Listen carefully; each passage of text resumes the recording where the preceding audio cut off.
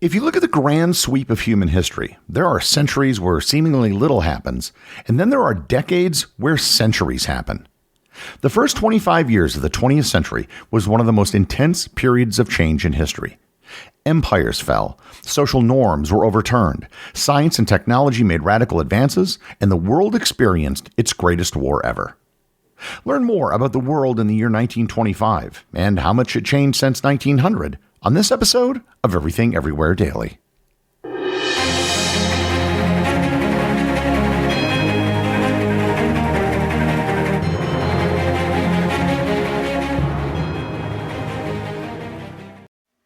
This episode is sponsored by Quince.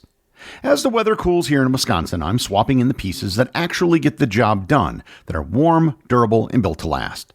And Quince delivers every time, with wardrobe staples that'll carry you through the season. I've told you before about my duvet cover, my blanket, and my black cashmere sweater that I all got on Quince, all of which will be helping me get through this fall and winter.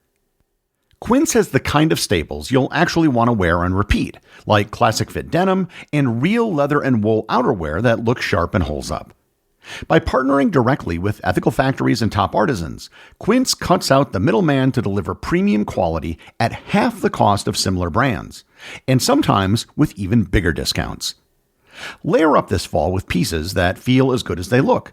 Go to quince.com/daily for free shipping on your order and 365-day returns. Now available in Canada too. That's QUINCE.com/daily. Free shipping and 365-day returns. Quince.com/daily.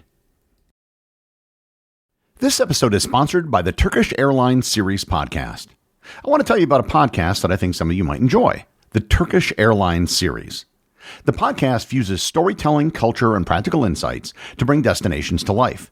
Each episode transports listeners and viewers into real places like Istanbul, Cappadocia, and Mediterranean hideaways via personal stories from creators and travelers.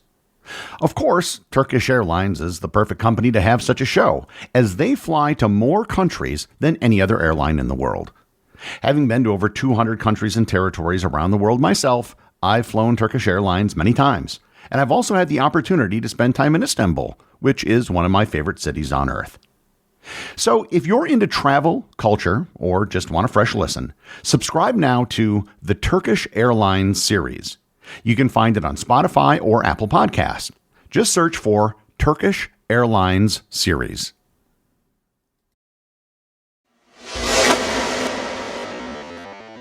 Since episode 1500 of this podcast, I've been covering how much the world has changed every century. In the 19th century, I did an episode every 50 years. However, now that we've made it to the 20th century, we can't cover the entire century in one or even two episodes. In fact, I could launch a whole new podcast and have enough content for thousands of episodes just covering the history of the 20th century. I'm going to try to provide a high-level overview of what happened between 1900 and 1925, but this is going to be a bit different than previous episodes. Rather than doing a trip around the world, I'm going to focus more on social, technical, and political changes.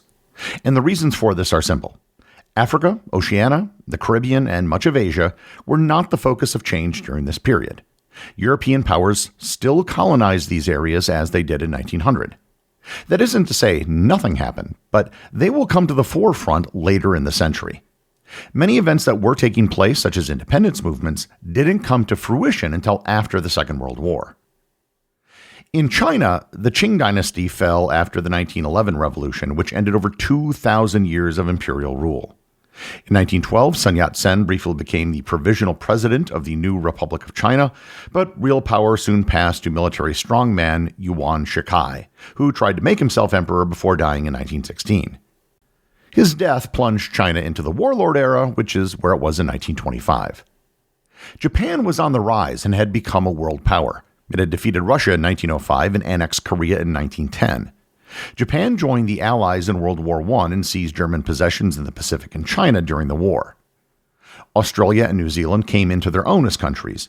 Australia was granted Dominion status in 1901 and New Zealand in 1907. Their national identities were forged during the war, especially during the Battle of Gallipoli. Economically, prior to the start of World War I, the world was on the gold standard. The entire world was trading in gold-backed currencies, with every currency representing just a different amount of gold.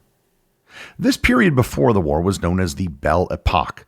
It was a period of relative peace and prosperity in Europe. Prior to the war, one of the most popular art movements was Art Nouveau. It was characterized by flowing organic lines and decorative motifs inspired by nature, blending fine arts, architecture, and design into a unified style. Other art movements such as Cubism were in their early stages. In music, new styles such as atonality were being developed by the likes of Arnold Schoenberg. Other music like jazz and ragtime were also growing in popularity. Assembly lines were being implemented in various industries, most notably in the automotive industry, where it was pioneered by Henry Ford. In the sciences, there was a revolution taking place with the theories of relativity and in quantum mechanics. The takeaway is that before the onset of the First World War, there was already a great deal of change underfoot. However, the war changed everything. I'm not going to belabor the specifics of the war, as I've covered those in many previous episodes, and I'll be covering even more in future episodes. However, the war was the spark that resulted in massive changes in society, art, geopolitics, international relations, and much more. Let's start with the political shifts. Perhaps the biggest one to come directly out of the war was the Russian Revolution. Communists successfully revolted against Tsarist Russia, ended the Russian Empire, pulled the country out of the war, and established the world's first communist state. This would have repercussions that would last for the rest of the century. Russia was not the only country that saw radical political changes in the aftermath of the war. Italy was left with economic hardships, high unemployment, social unrest, and a sense of betrayal over unmet territorial promises, creating disillusionment that allowed Benito Mussolini and his fascist movement to rise to power in 1922. In Germany, the Weimar Republic faced steep instability. Its democracy was weak, extremist movements on both the right and the left were active, and the population was bitter over the Treaty of Versailles, which imposed harsh reparations and territorial losses. Economically, the country had endured hyperinflation in 1923, wiping out savings and destroying economic confidence. The Austro-Hungarian Empire collapsed at the end of World War I in 1918, breaking into separate nations: Austria, Hungary, Czechoslovakia, and Yugoslavia. Other territories joined Italy, Romania, and Poland. By 1925, Austria and Hungary were small, weakened republics facing economic hardship, political instability, and resentment over lost land and status. The war also saw the end of what was once one of the most powerful empires on Earth, the Ottoman Empire. The Ottoman Empire collapsed after its defeat in World War I, leading to Allied occupation and the loss of its Arab lands and mandates.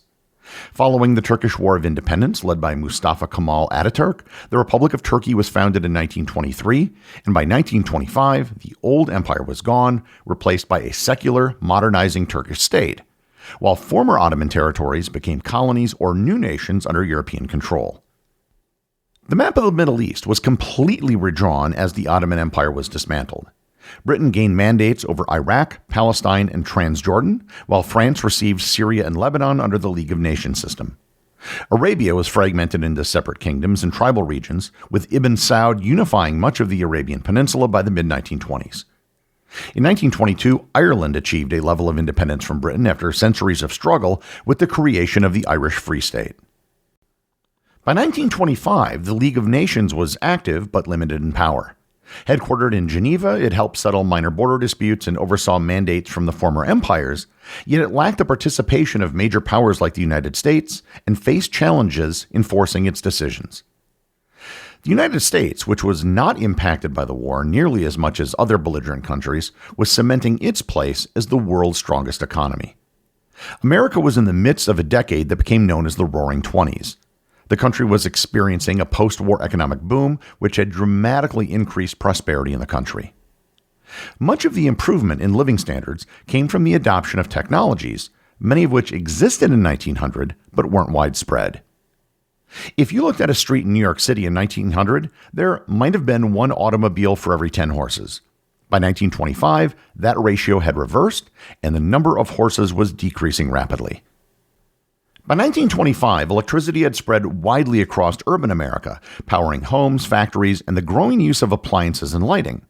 But only about half of U.S. households, mostly in cities, were connected to the grid, while rural areas remained largely without electrical service for another decade.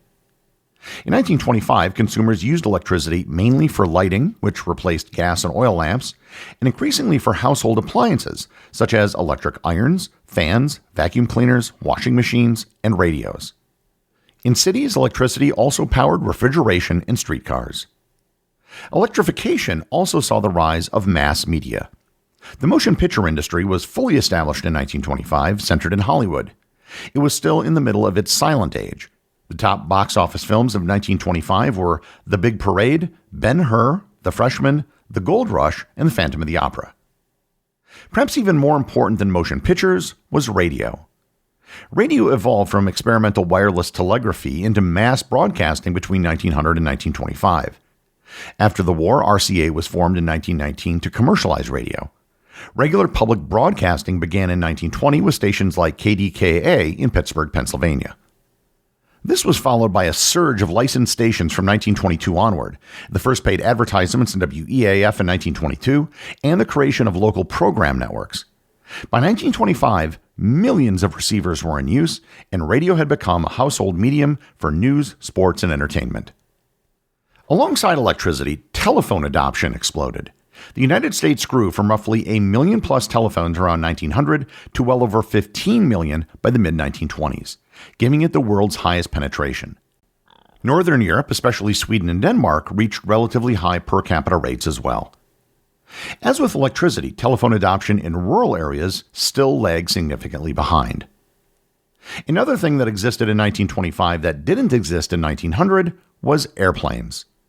In 1903, the Wright brothers proved that powered, controlled flight was possible. By 1909, Joseph Blériot crossed the English Channel, and in 1919, the first non-stop transatlantic flight by John Alcock and Arthur Brown flew from Newfoundland to Ireland. The war rapidly advanced airplane design. Biplanes still dominated at this point, but all-metal cantilevered designs led by German Junker aircraft pointed to the future. Safer cockpits, better instruments such as gyroscopic turn indicators, and more dependable engines made longer flights feasible. In addition to technology, there were also major changes to medicine and healthcare. Improvements came from cleaner water, sewage systems, pasteurization, smallpox and diphtheria vaccinations, better birthing practices, and public health campaigns. Nutrition and housing improved for many city dwellers, and basic medical technologies like insulin arrived in the 1920s. By 1925, the world was well on its way to increasing life expectancy, which would continue throughout the century. Average life expectancy at birth rose modestly worldwide, from the low 30s around 1900 to the mid-30s by the mid-1920s. Western Europe and the United States saw larger gains. The United States moved from roughly 47 years around 1900 to the high 50s by the late 1920s, while many Western European countries climbed into the mid-50s to low 60s. This had huge implications for global population levels. Despite the massive loss of life during the First World War, global population levels rose dramatically between 1900 and 1925. Global population rose from roughly 1.6 to 1.7 billion in 1900 to about 1.9 to 2 billion in 1925, an increase of 20 to 25%. Growth was fastest in Europe and North America due to falling mortality rates, and in parts of Asia due to higher birth rates. Another driving force behind this was urbanization. Between 1900 and 1925, urbanization accelerated sharply as industrialization, transportation, and new technologies drew millions from rural areas into cities. In 1900, most of the world's population was still rural, but by 1925, major countries like the United States, Britain, and Germany had urban majorities. Factories, offices, and electrical infrastructure created steady urban jobs, while trolleys, subways, and automobiles expanded city limits into suburbs. Cities became centers of consumer life, filled with electricity, radio, theaters, and department stores, making a major social shift from agrarian to industrial urban living. All of these changes also resulted in major societal changes. Women's roles transformed dramatically. Women had gained the right to vote in the United States in 1920, Britain partially in 1918, and in many other countries. The new woman, or flapper, embodied these new freedoms. Shorter skirts, bobbed hair, smoking, drinking in public, and greater independence would have scandalized society just 25 years earlier. Modernism had become the artistic language of the age. The Lost Generation wrote about alienation in Paris and beyond. Jazz and dance halls defined the nightlife of major cities. The Bauhaus, founded in 1919 in Germany, promoted new approaches to design and architecture. And Surrealism was organized as a movement in 1924. In the United States, the Harlem Renaissance was flourishing. Art Deco had largely replaced Art Nouveau as the dominant artistic style in public design. Mass media helped create some of the first true sports celebrities. In 1921, the first sporting event, a boxing match, was broadcast on the radio. Babe Ruth had become one of the biggest celebrities in the United States, in no small part due to radio and newsreels. And in 1919, of course, the sports world changed forever when the Green Bay Packers were founded by Curly Lambeau.